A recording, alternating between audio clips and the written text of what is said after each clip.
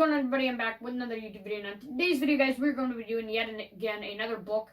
Just finished reading this one at the end of spring break a few days ago. It is Goosebumps book number 44, Say Cheese and Die Again. Alright, so obviously I have quite a bit of announcements to make. Lots of new videos that could be potentially coming, and that I'm going to just take my time on each one of them. Don't want to rush them all, because they're going to be, for the most part, longer to edit. I mean, some of them are going to be longer, but some of them are also going to be just, a lot more time-consuming to edit. Obviously, a book review, I can get this out pretty quickly now that I'm used to this editing software and whatnot.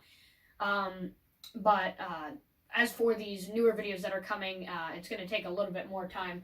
So what I have written down for videos to make is another gameplay video, so I'll add in 2 more gameplays from my last stream. There was lots of good gameplays that I could make into videos there. Yeah, just tell me in the comments what you thought about the gameplay videos. I tried to make the quality as best as possible. I tried to pump up the pixels. I don't think it really worked because that was filmed on console. I don't think you can really change the graphics of the actual recording just by, putting it up on your computer. So I really wish that was the case, because then it could be really, really good quality. At least 1080 pixels would have been really nice, but I think the quality on the actual game was like 360 pixels, which really, really sucks. So I'm sorry about the low quality thing. And the audio wasn't the best either. So I'm going to try to work on that as best as possible, especially in those gameplay videos. The stream comps too, but the stream comps will already be a lot better without having those huge watermarks. You'll have when I did the stream comps on KineMaster, there was 2 watermarks on the stream comp, so it was really, really annoying. Now you have no watermarks. The quality probably won't be the best still, but like I said, I'm going to get to working on that.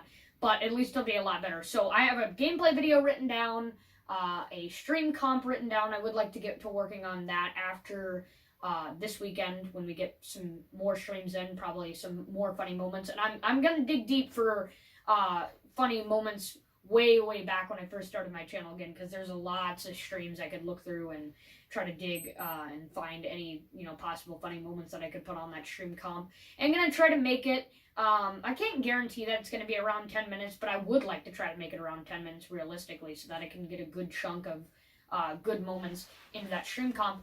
And also, another video, I did put up a poll for this video, because I was contemplating whether or not I should do this. A lot of different people had actually mentioned this idea for me or whatever, and I was even thinking about it. I recorded a video for this, but I didn't think it was going to be good to make into a video because I was missing a lot of people. But just to simplify it, I would like to do a Founding Fathers tier list. Not a President's tier list, but just a Founding Fathers tier list. Probably at max 10 people on the tier list, no more than that. So there are going to be a few presidents on there, and also a few of the founding fathers who signed the United States peace treaty with Britain, whatever it's frickin' called. Why do I always forget it? Anyway, Declaration of Independence. There you go. Yeah, that's what I have written down for right now. Other than that, stay tuned. There will be some streams this weekend, and I'll get to working on videos over the weekend. And the next book that I'm actually reading is Monster Blood 2 currently, so I know I'm trying to get everything kind of talked about, because I haven't really made a video in quite a while. I recorded a video Sunday, but I haven't really talked about anything since then, so now that I have a book review today, I can tell you all that. But yeah, the next book that I'm reading is Monster Blood 2. So I'm going to continue down the Monster Blood series and finally read some of my most anticipated Goosebumps books that I really, really want to try out, so that I can review them for you, because I've been really antsy on, if they're good or not, because a lot of people have criticized some of the Monster Blood books. But I'll shut my mouth. I'll leave some of the announcements away for the end of the video. Let's get on to the book review. So I do have 2 copies of Say Cheese and Die. Now, not as you probably expect. I do not have the 2003 reprint copy for it. In fact, I don't really have a lot of 2003 reprint copies in general. I would like to start collecting those because I still do like the color schemes on them, and it's still a part of the series and whatnot. I usually find the 2003 reprint copies at thrift stores. That's most of the time when I get lucky. So that's why I only have, very few of them. But I'm going to be unboxing some fan mail next week from Halloween Night, who is on the channel and also is on the Discord server. So thank you very much if you're watching this. And I'll say that again at the end of the video so that you guys can get that. But yeah, I will be unboxing some fan mail that will include some Goosebumps books that I do not have. So that'll be really nice. But anyways, the copy that you guys were probably thinking about was the reprint copy. There's no 2008 reprint copy for Cheese and Die Again. But there is, I don't know if they did this with every Goosebumps book. I am not really sure. But I know, that they did it for the Say Cheese and Die Again. And it's probably because Say Cheese and Die Again is one of the more shorter books in the series. So what they did, and like I said, I don't know if they did this with any other books, is they shortened it up. They got rid of all of the extra pages that, like the five chapters, extended pages, and just any other stuff. It's literally just the book and about the author, but that takes up one page. It's just very, very simple. So this is the thin copy. This is the one that I read out of. Because this is the one that's obviously not on my shelf. I have the thick copy, the one that I put on the shelf. So yeah, like I said, Say Cheese and Die Again was a quick read. If you read bigger books and whatnot, and you read a lot of pages a day because you read those bigger books, and what I mean by bigger books is I could never read this many pages, but I mean like 1,200 pages, like something like that. If you're one of those people who just likes reading all the time, this is going to be a quick book to get out of the way for you. If you read Goosebumps books, or you're at least interested in, this is going to be a pretty quick read. Most of the Goosebumps books are 130 pages long. This one is only 115 pages long, so that saves you 15 other pages to read. So I'm guessing R.L. Stine was probably just thinking, well, there's nothing really to add on to the end. And to be honest, he probably could have added an extra page for the cliffhanger and whatnot. I'll talk about that later. But Say Cheese and Die Again. Despite it being short, I will say, just one word and then we'll get to talking. It was a pretty good book. But anyways, what to say about Say Cheese and Die Again? Because it was a shorter book, it did get right into the action very, very quick. And it had a slightly different plot line than the episode had, which I'm kind of happy for that. The episode was not that good.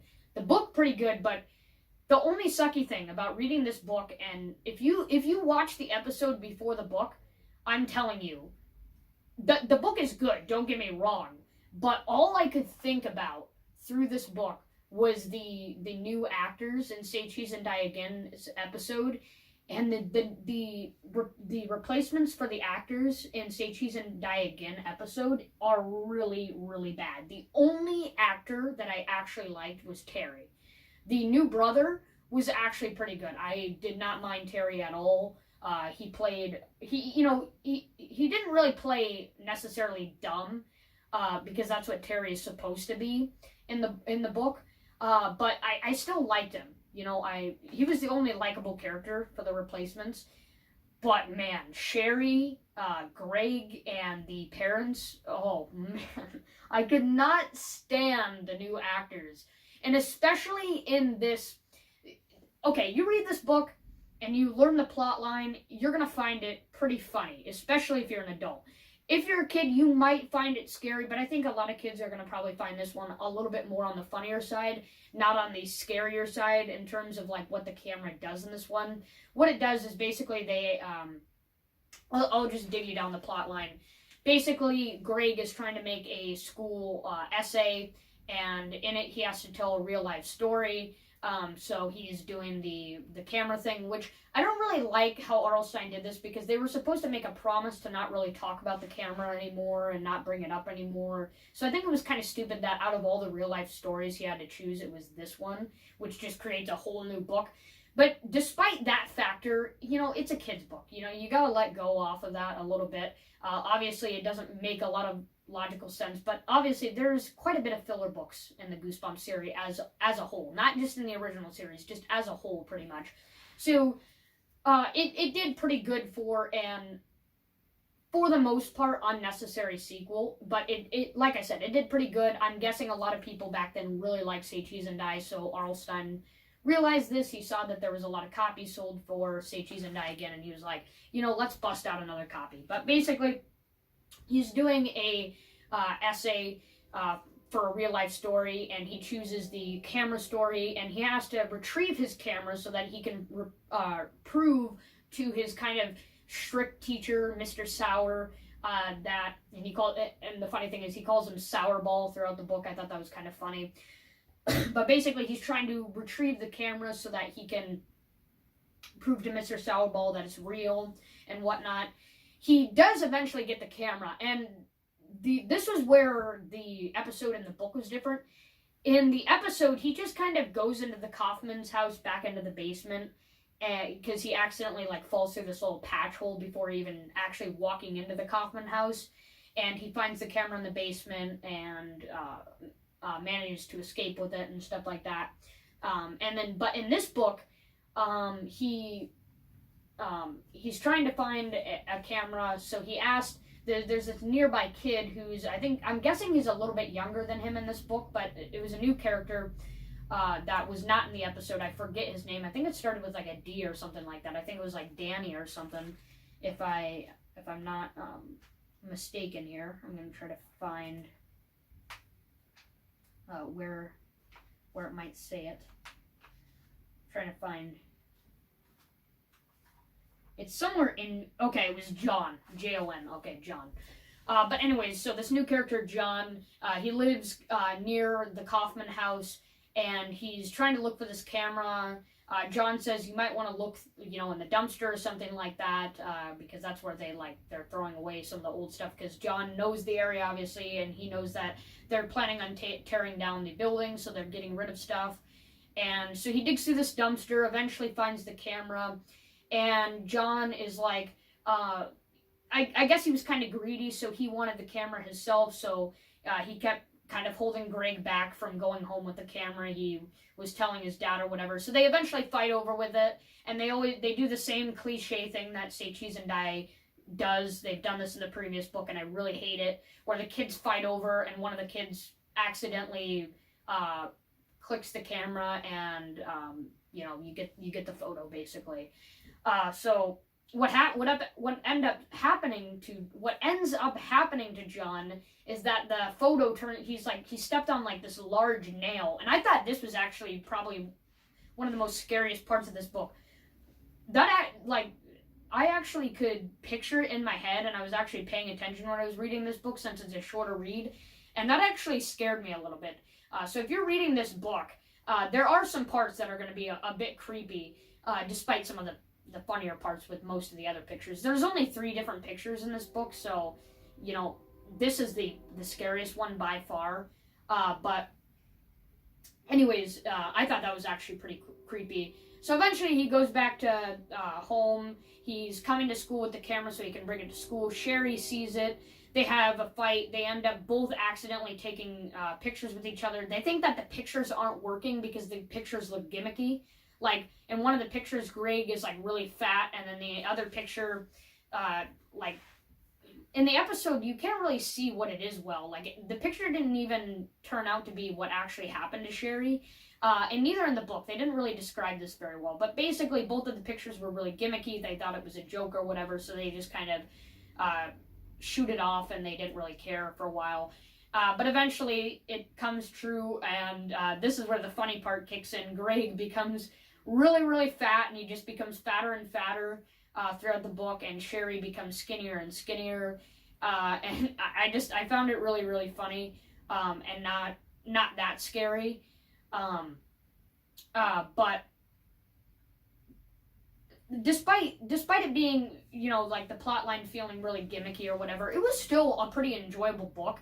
It doesn't really have to like scare me a whole bunch. The plot worked really well for me.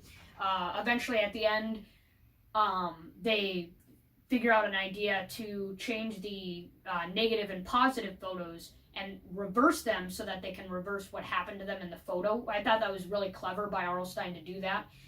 So they go to Terry's Photoshop. He reverses the photos for them, and they go back to normal. And then for the cliffhanger at the end or whatever, well, not really a cliffhanger, just kind of a surprise ending. He comes back, takes a picture because he's really, really angry at Mr. Sauer. He takes a picture of Mr. Sauer to show that the camera actually works. And then, as you could probably expect, the picture comes out bad. In the episode, all that happens is he loses a bunch of hair. It doesn't show what happens in the book, but you can guess that something pretty bad would happen. But I don't think they were. I don't think Arlstein was planning to show what would happen to Mr. Sauer in this book. But for what it was a pretty decent sequel. A lot better than most other sequels from, in movies or in other books and stuff like that. This one actually paid off pretty well. Say Cheese and Die, again, did pretty well. I don't think it was as good as the original, but what I liked about this one compared to the original was it was told in first person. I know that the original had to do it in third person so that they could cover all of the characters that were involved in this book. But this one, because it was so simple and it was a shorter book, all they needed was... the only characters who were really involved very much were Sherry, Greg, and John. Bird and Michael weren't really in this book a lot. If you've read the first Say Cheese and Die, you would know there are other friends. They show up a few times, but for the most part, they're not really involved in any way. They don't get any pictures taken of them or whatever. So what I really like about Say Cheese and Die compared to Say Cheese and Die, or Say Cheese and Die again compared to the first Say Cheese and Die, is that it is a lot more shorter, simpler, concise, and there's not as much repetitiveness, kind of like what Night of the Living Dummy does. In this one, they only take 3 pictures, so it's not like you're getting a new picture every chapter, and it's the same cliche, repetitive thing that Say Cheese and Die again, where they're fighting over the pictures, and they're like, oh my god, how's it going to come out, or whatever. They only end up taking 3 pictures in this one, and all 3 of them seem to be pretty... They seem to be pretty, logical. They're not completely illogical. They don't seem like that shouldn't have happened or whatever. But Say Cheese and Die again did pretty well for what it is. Definitely on the creepier end, especially at the beginning of the book. But then it becomes a bit gimmicky, and that's where I wish it was a bit creepier, and it wasn't that plot line that they did. But I thought it was very, very clever, at least out of the gimmick thing, where him turning fat and she becomes skinny. He made a clever ending to make everything kind of go the way that readers would want it to go. So Say Cheese and Die again is definitely going to get a solid 7 out of 10. Very, very good sequel. Very, very enjoyable. And I just couldn't stop reading it because it was a quicker read. I just wanted to keep reading it, and it was pretty enjoyable. It wasn't like I was forcing myself to read this, even though I was really bored. And I apologize. That was a bit of a longer book review, but that is it for today. Alright, so like I said, yeah, that was a bit of a longer book review, probably an extra 5 or 6 minutes. I apologize for that. A lot of it had to do with just me trying to cover everything about the book and covering all of the announcements. So yeah, lots of new videos that are going to be worked on throughout the weekend, and I'm going to get out by next week. And stay tuned for streams over the weekend. And also... once again, no polls. Join the Discord. Link will be in the description of every video. Some of you have been asking how to join the Discord. I say this as much as I can. It's literally in the intro of the video. Join the Discord. Link is always in the description. If the link expires, it's probably because you're not on the latest video. I would hope that the links don't expire over 3 days. I would hope it takes a week for them to expire. But I have no idea. So just always make sure you go to the latest video to join the Discord. Don't click on a link from 2 months ago to join the Discord, because it's going to be expired, all right? But other than that, I think that is all the announcements I have to make. Read the community post for more information. And yeah, like and subscribe, guys, and I'll see you next time.